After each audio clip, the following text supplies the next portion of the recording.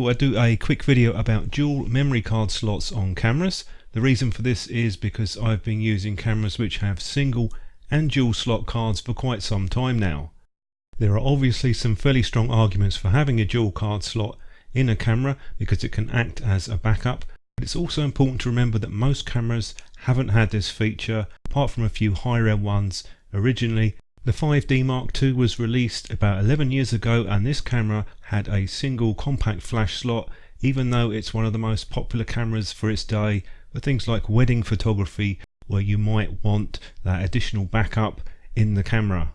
Later on the Mark III came out, and that did bring the dual slots for the memory cards, but then it did take quite a while for that to trickle down from the higher end cameras, some of the top end pro cameras, into what we'd call some of the upper end APS-C cameras. No need to highlight the advantages of having two slots. You can simultaneously record images and video files.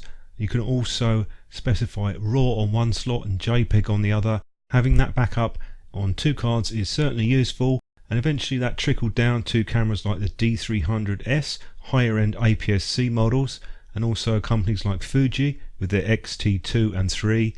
They brought out the dual slots on those, and some of the Sony full frame cameras, that was another feature that they added. There are ways around this though. If you just have a single slot, you can use smaller memory card, therefore you're spreading your shots across different cards, and that's going to reduce the risk of any data loss.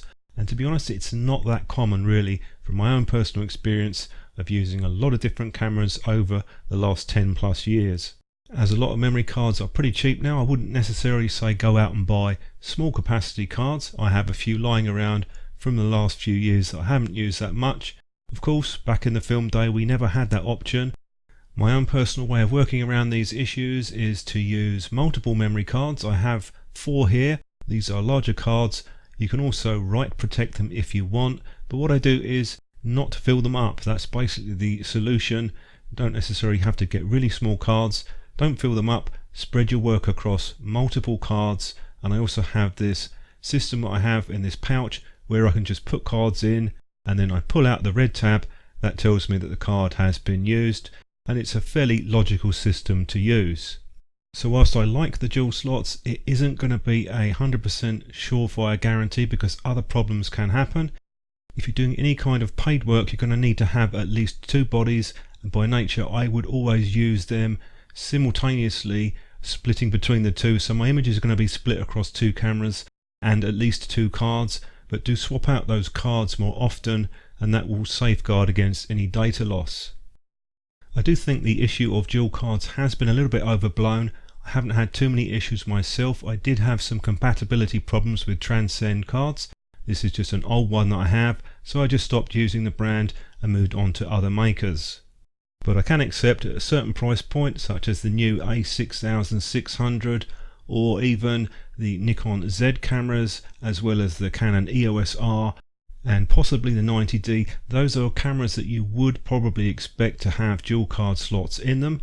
So I do think there is a reasonable argument that above a certain price point having the dual slots is useful, but no, I wouldn't consider it to be an absolutely essential feature to have. But that's just my experience. If you've got any of your own, do leave a comment below. Let me know if you've had any memory card failures.